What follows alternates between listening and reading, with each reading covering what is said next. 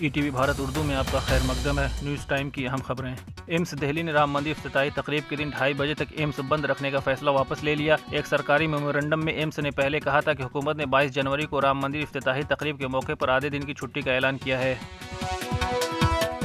رام مندر افتتاحی تقریب کے دن تامل ناڈو حکومت نے ریاستی مندروں میں خصوصی پوجا اور تقریب کے لائیو ٹیلی کاسٹ پر پابندی لگائے جانے کے دعووں کو مسترد کر دیا۔ وزیر خزانہ نرملا سیتارمن نے سوشل میڈیا پر لکھا تھا کہ تامل ناڈو حکومت نے ایودھیا میں 22 جنوری کو ہونے والے پروگراموں کو لائیو ٹیلی کاسٹ کرنے پر پابندی لگا دی ہے۔ جموں و کشمیر انتظامیہ نے بھی رام مندر کی افتتاحی تقریب کے دن یونین ٹیریٹری میں آدھے دن کی چھٹی کا اعلان کر دیا ہے۔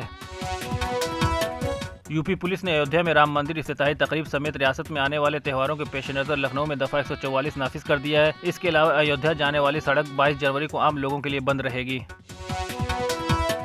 راہل گاندھی نے آسام میں بھارت جوڑو نیائے یاترا کے دوران کہا کہ RSS اور BJP مذہب، ذات پات یا زبان کو ایک دوسرے کے خلاف استعمال کر کے سماج میں نفرت پھیلا رہے ہیں تاکہ بنیادی مسائل سے عوام کی توجہ ہٹائی جا سکے۔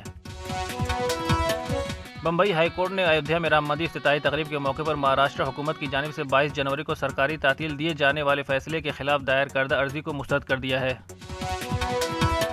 ناسازگار موسمی صورتحال کے پیش نظر حکام نے جموں کے گرمئی زون کے اسکولوں میں سرمائی تعطیلات میں 27 جنوری تک توسیع کر دی ہے۔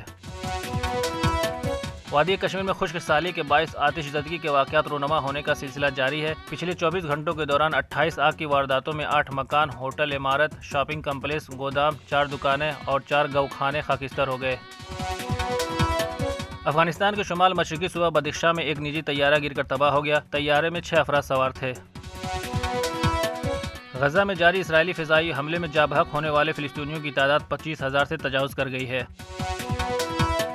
افتخار احمد کی آل راؤنڈر کارکردگی کی بدولت پاکستان نے آج 5ویں اور آخری T20 میچ میں نیوزی لینڈ کو 42 رن سے شکست دے کر سیریز میں کلین سویپ سے خود کو بچا لیا، لیکن نیوزی لینڈ نے 5 میچوں کی سیریز کو 4-1 سے اپنے نام کر لیا ہے۔ تازہ خبروں کے لیے لاگ ان کریں www.etvbharat.com۔